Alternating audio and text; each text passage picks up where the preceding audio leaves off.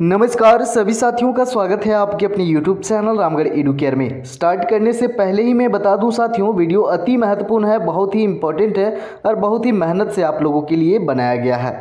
Jharkhand BEd entrance 2024 के लिए teaching aptitude section के लिए यह वीडियो बेहद महत्वपूर्ण है साथियों। आपका 60 to 70% जो क्वेश्चन है, इस वीडियो को अगर अच्छे से आप समझ लेते हैं तो क्वेश्चन यहाँ से मैक्सिमम क्वेश्चन आप बना सकते हैं इजीली। क्वेश्चन सिर्फ छूटेंगे यहाँ पर जो समसामयिक मुद्दे जो हैं, जैसे अलग अलग शिक्षा नीतियाँ बनी हैं या फिर कमेटियाँ बनी हैं, शिक्षा सुधार के लिए बहुत सारे सुझाव दिए गए हैं, कार्यक्रम अभियान चलाए गए हैं, उनसे सवाल छूटेंगे। बाकी एक दो सिद्धांत जो हैं, सिद्धांतों से सवाल छूटेंगे और बाकी मैक्सिमम क्वेश्चन इस वीडियो से आपको बन जाएंगे अगर आप ध्यान से यहाँ चीज़ों को ऑब्जर्व करेंगे। टैग वर्ड डिस्कस करेंगे। एक शिक्षक के रूप में आपको कौन कौन से कार्य करने हैं अपने छात्र स्टूडेंट के भलाई के लिए, उसके विकास के लिए, तो वो सारी चीज़ें क्या नहीं करना है, क्या करना है, बहुत ही ध्यान से आप लोग सुनेंगे। पीडीएफ आपको टेलीग्राम में दे दिया जाएगा। मैं जब भी लाइव आने की कोशिश कर रहा हूँ साथियों, इतना ज़्यादा मेरे साथ प्रॉब्लम चल रहा है कि लाइव जैसे ही आता हूँ बीच में कुछ ना कुछ डिस्टर्बेंस आ ही जा रहा है। मैं बहुत परेशान हूँ, मुझे दुख भी हो रहा है कि बहुत बार मैं कोशिश कर रहा हूँ, आज मॉर्निंग में भी हुआ, इवनिंग में भी हुआ, तो अब क्या करें। अब जो हो रहा है सो वो रोक भी नहीं सकते हैं। सो यहाँ पर जो चीज़ें मैं बता रहा हूँ इसको आप ध्यान से सुनेंगे और समझने का प्रयास करेंगे।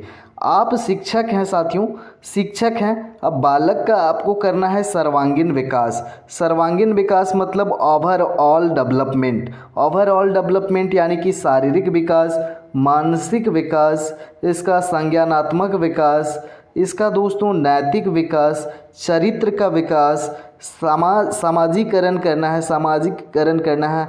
उसके बाद में इसका शैक्षिक उपलब्धि का विकास करना है। उसके बाद में इसका समायोजन में मदद करना है। इसको मोटिवेशन हमेशा देना है, प्रेरित करना है।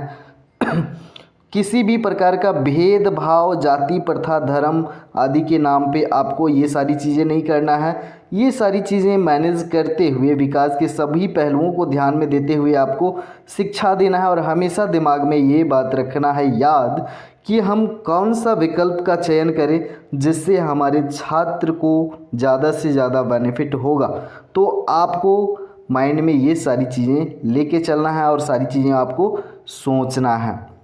तो यहाँ पर आपको सेंट्रल पॉइंट पे मान लेना है और एक स्वयं को शिक्षक मान के ही ये सारी चीज़ें सोचना है। तो सबसे पहले स्टार्ट करेंगे पॉजिटिव वर्ड से, यानी कि आपको कौन कौन से काम करने हैं उनसे, उसके बाद कौन से काम नहीं करने हैं उनको डिस्कस करेंगे। देखिए, आप हर सिचुएशन में कोशिश करेंगे कि बालकों को हम ज़्यादा से ज़्यादा प्रेरित कर सकें। प्रेरित हमेशा करने का कोशिश करना है, चाहे उनको स्व अध्ययन के लिए, खेल के लिए, या फिर डिसिप्लिन के लिए, या फिर उनके शैक्षिक उपलब्धि उद्देश्य के लिए, हर चीज़ के लिए आपको प्रेरित करना है जो उसके विकास के लिए फ़ायदेमंद हो। उनको हमेशा कोशिश करना है कि वो सभी चीज़ों में सक्रिय रहें, जो कोई एक्टिविटी हो रहा है उसमें सक्रिय रहें, क्लासरूम में सक्रिय रहें, जो भी कार्यक्रम आयोजित किए जाते हैं सभी में सक्रिय रहे। तो सक्रिय रहेगा तो इनका जो सेंस ऑर्गन है ये अच्छा काम करेगा, ये सीखेंगे। इनको हमेशा सम्मान देना है, दुत्कारना कभी नहीं है, सम्मान हमेशा देना है। इनको बढ़ावा देना है। बढ़ावा क्या देना है? पॉजिटिव सोच को, सकारात्मक सोच को, इनके चिंतन को, इनके क्रिएटिविटी को, इनके रचनात्मकता को हमेशा आपको बढ़ावा देना है सही दिशा में। इनका भी महत्व देना है। इनको ये महसूस नहीं होने देना है कि उनका अस्तित्व ही नहीं है, उनको भी हमेशा महत्व देना है, तभी ये सकारात्मक बने रहेंगे। हमेशा आपको प्रयास करना है कि उनका जो भी समस्या है उसका निवारण हो, उसके बाद आप शिक्षण दें। ज़्यादा से ज़्यादा उसको अवसर भी प्रदान करने की कोशिश करना है, अपॉर्चुनिटीज़, प्रोत्साहन। अगर कोई अच्छा कार्य कर रहा है तो उसको हम, कोई ज़रूरी नहीं है कि रुपया पैसा या पुरस्कार दे दे, प्रोत्साहन हम दे सकते हैं। आपने बहुत अच्छा कार्य किया, आप और बेहतर कर सकते हो, आपने बिल्कुल सही कहा या बहुत सही उत्तर आपने दिया है, आपने अच्छी कोशिश की। तो इस तरह के शब्दों का प्रयोग करके हम उनको और भी प्रोत्साहित कर सकते हैं। उनको डेमोरलाइज नहीं करना है। यहाँ पर अगर कोई गलत आंसर कर रहा है, गलत कर रहा है, तो उनको समझाना है कि आपने अच्छा प्रयास किया सवाल का आंसर देने का और अगले टाइम से और बेहतर कीजिएगा। तो इस तरह से आपको प्रोत्साहन देना है। परियोजना कार्य, प्रोजेक्ट वर्क में उनको इन्वॉल्व करना है, जिससे यहाँ पर ये लर्निंग बाय डूइंग करके सीखने का इनको अवसर मिलेगा। उनको क्रियाशील बनाने की कोशिश करना है हर समय साथियों। अब देखिए टीएलएम का यूज़ ज़्यादा से ज़्यादा करने की कोशिश करना है। दृश्य श्रव्य सामग्रियाँ, ये आपका ऑडियो विजुअल मटेरियल्स के अंतर्गत आते हैं। खोज पूर्ण सीख, उनको खोज पूर्ण सीख के लिए हमेशा आप प्रेरित करेंगे। अब यहाँ पर देखेंगे आगे जो है उनको जो परिवेश देंगे, उनका जो एनवायरनमेंट होगा वो सकारात्मक होगा। सामाजिक सांस्कृतिक परिवेश आप क्रिएट करने की कोशिश करेंगे स्कूल में या फिर कक्ष में, क्लासरूम में। बच्चे की सक्रिय सहभागिता आप एक्टिविटीज़ में, गेम्स में, जो भी कार्य हो रहे हैं स्कूल के अंदर में, सभी में उनको ऐसा आप मोटिवेट करके रहें कि वो सक्रिय रहें सभी चीज़ों में। दैनिक जीवन से जोड़ना, आप जो भी उसको पढ़ा रहे हैं क्लासरूम के अंदर या फिर स्कूल में जो भी अनुभव दे रहे हैं उसको दैनिक जीवन से अगर आप जोड़ते हैं तो ये ज़्यादा बेहतर वो सीख पाते हैं, ज़्यादा लंबे समय तक याद रहता है, सरलता से सीखते हैं। तो इसका काम आपको करना है। हस्तपरक अनुभव, उनको करके सीखने का अगर अवसर देने का सुविधा हो रहा है तो करके सीखना ये मनोवैज्ञानिक विधि है, तो इसका आप उसको अवसर प्रदान कर सकते हैं। बच्चों को कार्य सौंपना, उनको कार्य सौंपेंगे तो इनको दायित्व का पता चलेगा, दायित्व इनमें रिस्पॉन्सिबिलिटी आएगी और ये जो है अनुशासित भी होंगे और ये लीडरशिप क्वालिटी भी बढ़ेगा। लीडरशिप क्वालिटी, कार्य सौंपेंगे तो इनमें जो है साथियों ग्रुप मैनेजमेंट वगैरह का जो गुण है ये भी डेवलप होगा। तो ये काम भी आप कर सकते हैं। हमेशा सतत एवं व्यापक मूल्यांकन करना है, जिससे छात्रों की कमियों का पता चलता है, छात्रों में क्या कमियां हो रही हैं और कमियों का या फिर समस्याओं का निवारण कैसे करना है, उपचार कैसे करना है, ये हम इसी से करते हैं, सतत एवं व्यापक मूल्यांकन। ये बहुत ही इम्पोर्टेंट टर्म है। समावेशी शिक्षा से एक सवाल आपका रहता है हमेशा, समावेशी शिक्षा, समावेशी कक्षा का निर्माण करना है, किसी भी प्रकार का भेदभाव नहीं करना है, भेदभाव रहित आपको कक्ष बनाना है। समावेशी शिक्षा में दोस्तों जो दिव्यांग बालक हैं या शारीरिक रूप से थोड़े कमज़ोर हैं या फिर विशेष आवश्यकता वाले बालक हैं, इनको क्या करना है, जो सामान्य बालक जो पढ़ रहे हैं जिस विद्यालय या जिस कक्षा में, इनके साथ में जो विशेष आवश्यकता वाले बालक हैं, इन विशेष आवश्यकता वाले बालकों की जो आवश्यकताएं हैं, इनके जो नीड्स हैं, इनको पूरा करना है, इनकी आवश्यकताओं को पूरा करना है। कोई चीज़ की ज़रूरत है तो इनको प्रोवाइड करवाना है और इनको साथ में एक ही कक्षा में, एक ही स्कूल में एजुकेशन देना होता है। समावेशी शिक्षा, समावेशन करना यही कहलाता है। व्यापकता पे आप ध्यान देंगे, नैरो माइंड नहीं रखेंगे, व्यापकता पे हमेशा ध्यान देंगे। आप हमेशा कोशिश करें कि आप स्व अनुशासित हो, तो आपको देख कर के छात्र भी जो हैं स्व अनुशासित होंगे। विचारों की अभिव्यक्ति, अब सभी बालकों के अपने अपने विचार होते हैं, तो इनको अपने विचारों का प्रकट करने का हम क्या देंगे, उनको अवसर देंगे, अवसर देंगे, हमेशा अवसर देंगे विचारों की अभिव्यक्ति करने के लिए। बुद्धि जो है लिमिटेड नहीं रखेंगे कि एक ही तरह से हम सीखें, दो तरह से सीखें, जिधर से भी बुद्धि या फिर ज्ञान प्राप्त करने का अवसर मिल रहा है, तो इसीलिए यहाँ पर बहुआयामी बुद्धि को हम लोग यहाँ पर ज़्यादा से ज़्यादा डेवलप करने का कोशिश करेंगे। बहुआयामी बुद्धि। सामाजिक अंतःक्रिया, कोशिश करेंगे कि वो सामाजिक कार्यों में भी सम्मिलित हो, जिससे उनका सामाजिकरण हो, समाज के रीति रिवाज, संस्कृति, परिवेश, रहन सहन, वेशभूषा, ये सब भी सीखें। सहपाठी अध्ययन, अधिगम मतलब लर्निंग होता है, तो ग्रुप लर्निंग ये है, ग्रुप लर्निंग। तो ग्रुप लर्निंग में सीखने का बहुत सारा बेनिफिट होता है। सबसे पहले तो इनमें दया की भावना, दया, उसके बाद में किस तरह से शेयर करना है चीज़ें एक दूसरे को साथ में, इनको दायित्व के बारे में पता चलता है, इनमें सामाजिकरण विकसित होता है। तो ये सारे यहाँ पर कारण हैं। आगे देखेंगे यहाँ पर हमेशा कोशिश करना है यहाँ पर कि अगर टूर वगैरह का प्रोग्राम है तो भ्रमण, वास्तविक अनुभव उनको देना। वास्तविक, ये एक्सपीरियंस खुद के अनुभव के द्वारा सीखते हैं भ्रमण में, तो ये भी ज़्यादा बेहतर रहता है। हमेशा आपको कक्ष का निर्माण जो इक्वालिटी मेंटेन करके रखना है, किसी भी प्रकार का जाति धर्म भेदभाव लिंग के आधार पर भी भेदभाव नहीं करना है, स्त्री पुरुष या लड़की लड़का के माध्यम से, और या फिर जो पूर्वाग्रह है, रूढ़िवादिता है, उन सारी चीज़ों से बचना है और समानता का हमेशा मैनेज करना है। भेदभाव रहित कक्षा का आपको निर्माण करना है। तो ये हुए आपके पॉजिटिव वर्ड्स। यहाँ से क्वेश्चन आपके फंसेंगे, लेकिन जो थ्योरेटिकल पार्ट जैसे हैं, कोई सिद्धांत है, संज्ञानात्मक सिद्धांत हो गया, नैतिक विकास का सिद्धांत, या फिर कुछ राष्ट्रीय शिक्षा नीति है या एनसीएफ है, तो इनके सवाल अलग से करवाए गए हैं। अब इन सवालों को तो यहाँ ऐड नहीं किया जा सकता। जो टर्म्स आते हैं आपके, जिनसे सवाल बनते हैं, इनको यहाँ पर ऐड किया गया है। नेगेटिव वर्ड्स यहाँ देख लेंगे, नेगेटिव टैग वर्ड्स जो आपको कभी नहीं करने हैं क्लास में या फिर बालक के लिए। देखिए, आपका जो टीचिंग है, शिक्षण पाठ्य पुस्तक पर सिर्फ आधारित नहीं होना चाहिए, सिर्फ पाठ्य पुस्तक पर आधारित नहीं होनी चाहिए। आपका जो शिक्षण है वो नीरस हो जाएगा, इसमें रुचि कम लेने लगेंगे, इससे पाठ्य पुस्तक का इस्तेमाल करेंगे तो मतलब पाठ्य पुस्तक पर आपको जोर नहीं देना है, जोर देना है लर्निंग बाय डूइंग, करके सीखने पे। देखिए, उनके जो सोच है उनको सीमित नहीं रखना है, जितना ब्रॉड थिंकिंग करे उसको हमें बढ़ावा देना है, सीमित सोच नहीं रखना है। उनको डांटना या दंडित नहीं करना है साथियों। डांटने दंडित करने से ये क्या हो जाएंगे, आपके उग्र हो जाएंगे, या फिर ये कुंठित भावना इनमें हो जाएगी, कुंठित हो जाएंगे, या फिर उदासीन रवैया हो जाएगा इनका रुचि कम होने लगेगा। ये सोचने लगेंगे कि हम जो हैं समाज के लिए सही नहीं है, इनमें नकारात्मकता आने लगेगी। तो ये नहीं करना है। उनको अस्वीकार नहीं करना है, स्वीकार उनको करना है। हर सिचुएशन में अगर गलती कर रहे हैं तो भी उनको स्वीकार करना है कि हमारे ही बच्चे हैं, मिस्टेक्स को आपको तो ठीक करना है। उपेक्षा नहीं करना है, उपेक्षा बिल्कुल नहीं करना है कि तुम तो ये सकते ही नहीं हो, तुमसे ये होगा ही नहीं, देखो राम तुमसे अच्छा है तो वह लड़की तुमसे अच्छा कर रही है, तुम कुछ नहीं जानते। तो इन सारे वर्ड्स का प्रयोग बिल्कुल भी नहीं करना है, इन पर नकारात्मक प्रभाव पड़ता है। तुलना करना, किसी के साथ तुलना नहीं करना है। सब में आप लोगों ने पढ़ा कि सबका अपना अपना व्यक्तिगत विभिन्नता होता है, इंडिविजुअल डिफरेंस होता है। सभी की रुचियाँ, सभी की क्षमताएं, सभी की योग्यताएं, सभी की अभिवृत्ति, सभी के एटीट्यूड अलग रहते हैं भाई।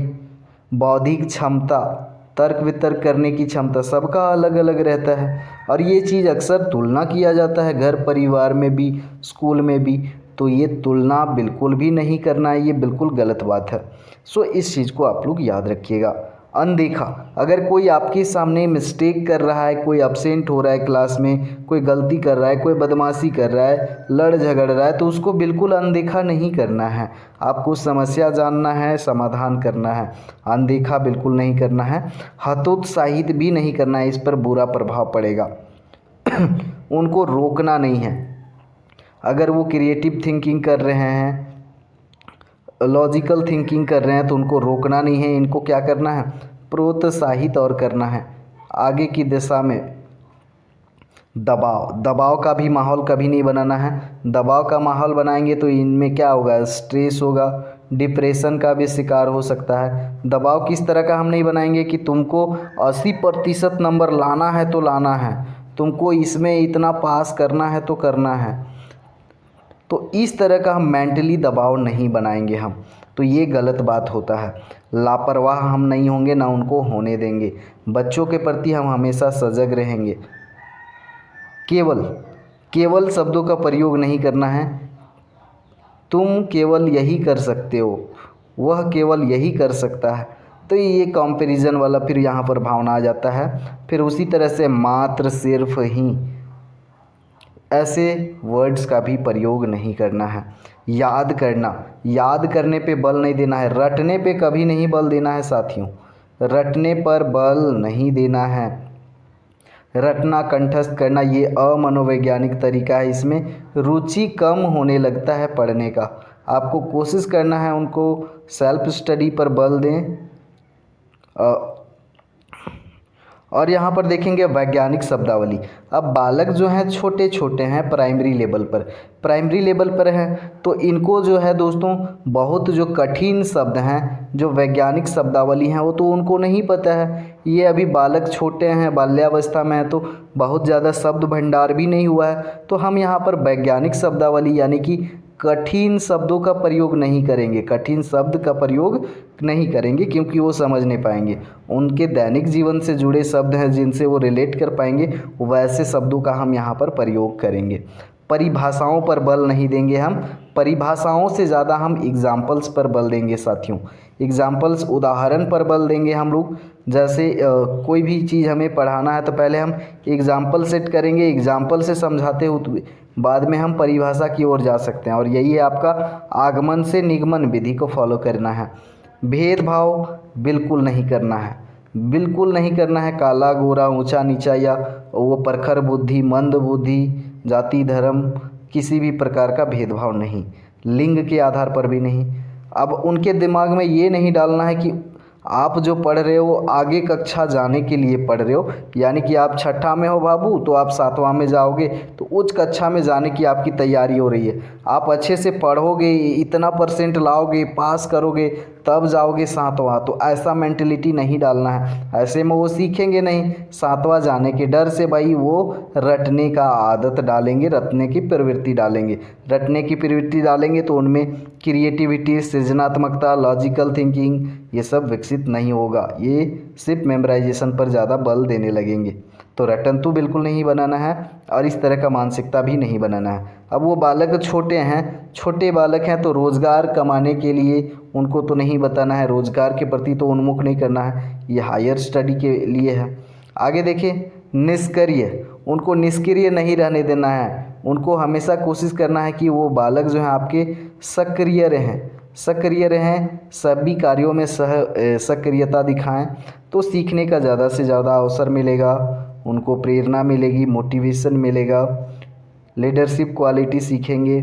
चलिए, कठोर अनुशासन, अनुशासन रहना चाहिए, लेकिन अनुशासन कैसा रहना चाहिए साथियों? लचीला रहना चाहिए। अनुशासन कठोर नहीं बना के रखना है, कठोर नहीं बना के रखना है। क्या अगर कोई लेट आया तो क्या उसको स्कूल से बाहर निकाल देंगे या फिर बाहर भेज देंगे, उसको डांटेंगे, पीटेंगे?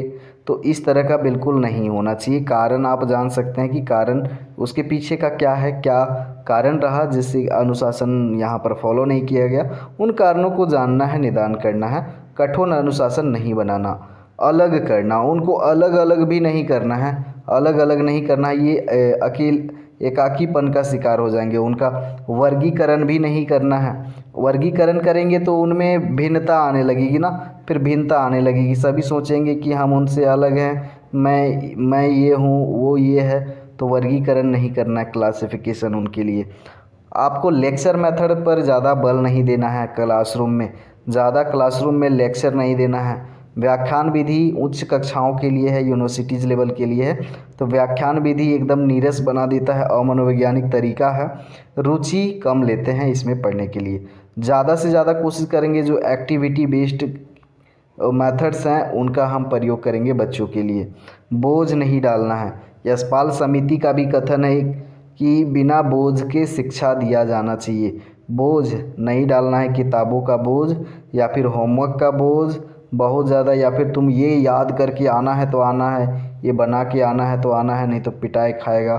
तो इस तरह का बोझ नहीं डालना है। किसी भी चीज़ को उसके लिए अनिवार्य नहीं कर देना है, ये तुमको करना ही करना है, नहीं करोगे तो तुम्हें सज़ा मिलेगी, नहीं करोगे तो तुम्हें पनिशमेंट मिलेगा, तुमको ये अनिवार्य अवश्य करना है। तो इस तरह के वर्ड्स का भी हम प्रयोग बिल्कुल भी नहीं करेंगे। तो इतने आपके टैग वर्ड्स थे। यहाँ से आप क्वेश्चन को रिलेट कर पाओगे, कुछ क्वेश्चन जो हैं आप रिलेट कर पाओगे, ये टर्म्स से अगर रिलेटेड रहेंगे तो आसानी से आप उनको रिलेट कर पाओगे। बाकी लाइव क्लास होंगी साथियों, लेकिन सिचुएशन मेरा बिल्कुल सही नहीं चल रहा है। मुझे खुद बुरा लग रहा है कि मैं लाइव आते हुए हैं, प्रीवियस ईयर के जो मैराथन हुए हैं उनको भी आप कवर कर ले, प्लेलिस्ट सेपरेट बने हुए हैं। इंग्लिश का बहुत अफसोस रह गया कि 2-3 टॉपिक बच गए हैं और अभी तक नहीं हो पाए हैं, एक दिन बचा हुआ है। तो ज़्यादा से ज़्यादा आप रिवीजन पर बल दें, एक्स्ट्रा कोई भी चीज़ ऐड करके अभी नहीं पढ़ना है। जितना जो पढ़ लिए हैं उनको बार बार रिवीजन करें, जितना रिवीजन कीजिएगा उतना बेहतर रहेगा फ़िलहाल के समय में। और मिलते हैं हम लोग नेक्स्ट वीडियो में या फिर अगले लाइव सेशन में दोस्तों। आप लोग तैयारी करते रहिए। धन्यवाद, नमस्कार, जोहार।